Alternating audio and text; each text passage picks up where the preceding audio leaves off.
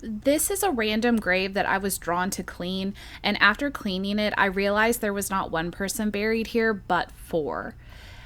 Because this was a random grave clean that I picked, I wasn't able to find many photos of this family, so I decided to post it as a little bonus video.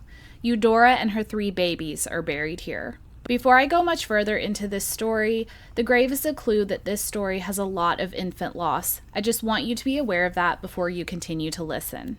Eudora E. Kellogg was born on December 16, 1863 in Iowa. I didn't have any luck finding out what Eudora's middle name was. She was the first of 4 children born to James and Louisa Chambers Kellogg. When Eudora was born, her father was 27 and her mother was 18. Eudora's mother had been married before, and this was an interesting story of how Eudora's parents ended up together. In July of 1861, Eudora's father James and his older brother Solomon Kellogg started their service for the Civil War. They served for the Union in Iowa. The next year, on April 6, 1862, Solomon and James were both wounded in Shiloh, Tennessee during the Battle of Shiloh. James' record stated his wounds were to his right forearm. Solomon's record only stated he was wounded. The Battle of Shiloh was the bloodiest battle fought in the Civil War up to this point, with 23,000 casualties reported at the end. It did end in a Union victory. 2 months after being wounded in battle, in June of 1862, 24-year-old Solomon Kellogg married 16-year-old Louisa Jane Chambers. Another 2 months later, in August, Solomon's brother James was discharged from serving in the war due to his injury. The next month, in September of 1862, Solomon passed away in a general hospital from his wounds he received in the Battle of Shiloh. He died due to inflammation of the brain at the age of 24. Solomon was buried in Oakview Cemetery in Monroe County, Iowa, and it looks like his marker has broken in half. During my research, I found it wasn't uncommon for soldiers to court and marry during their war service.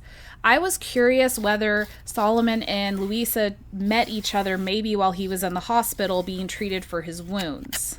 Then the fact he had inflammation of the brain makes me wonder how lucid Solomon was when they decided to marry.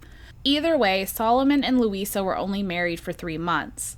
5 months after Solomon passed away, on February 26, 1863, 17-year-old Louisa married Solomon's older brother, 27-year-old James Kellogg. At the end of the year, they welcomed their first child, Eudora. Within 2 years, Louisa had been married, widowed, married again, and become a mother, all before the age of 19. After the war, Eudora's family moved from Iowa to Montgomery County, Kansas. In Kansas, her father joined the Grand Army of the Republic, an organization for veterans of the Union. After the move to Kansas, Eudora lost her mother when she was 8 years old. Louisa passed away in 1872 at the age of 26, leaving behind her husband and 4 small children. 3 years later, in 1875, James was still living in Kansas with his children, and 11-year-old Eudora was attending school. I do need help with reading what her father's occupation on this census was. My initial guess was gardener, which wasn't a very, I would think, common occupation for back then. If you think it says something different or have a better idea, please let me know in the comments. 5 years after losing his wife, 41-year-old James married 21-year-old Mary Cummings, and they would have 1 son together. On June 7, 1880, when Eudora was 16, she married 20-year-old William Riley Thornton. Eudora and William would have 10 children together: James, Walter, William, Albert, Naomi, and David. 4 of their children passed away as infants and were unnamed. Naomi was their first and only daughter who lived into adulthood, and out of their 10 children, only 5 lived into adulthood. Eudora would have her children from the age of 17 up until the age of 41. By the year 1890, Eudora and William had moved their family to Douglas County, Missouri, and they were farming for a living. The family's first loss occurred with their son, William. William was born on November 25, 1887, and passed away on August 12, 1889, at the age of 1. He was the first burial in this grave in Eaton Cemetery in Ozark County, Missouri. 3 years later, Eudora gave birth to a daughter. She was born and passed away on November 9th, 1892. She wasn't named and was buried with her brother William, with infant daughter carved on the stone. 8 years later, on the 1900 census, Eudora reported she had given birth to 9 total children and 5 were living.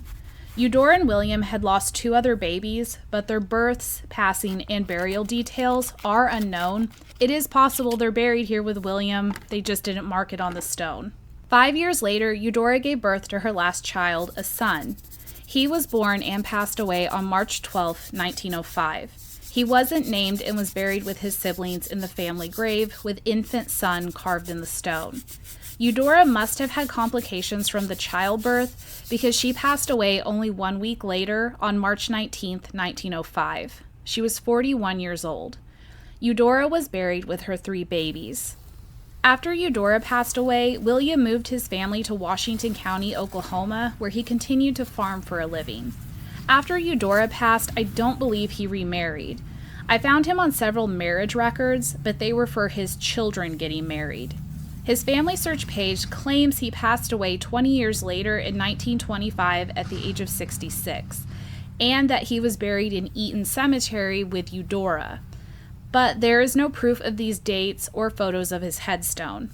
I also didn't see his stone anywhere around Eudora's when I cleaned it. He also could have had a rock marker that has been lost to time. The babies and Eudora's information are carved on opposite sides of the stone. Eudora's side says wife of W.R. Thornton. The baby's side says children of W.R. and E.E. Thornton. One side of the stone has 2 hands and a handshake carved on it. The left hand appears to be stiff, representing the dead person's hand, which symbolizes the living saying farewell to the dead. Underneath the picture, it says, "Asleep in Jesus." I updated her marker photos on Find a Grave, added a photo of the carving on the side with the inscription. Someone had made memorial pages for Eudora's babies, but there were no photos of their side of the marker, so I added that to each of their pages. Thank you so much for watching. Rest in peace, Eudora, William, and babies.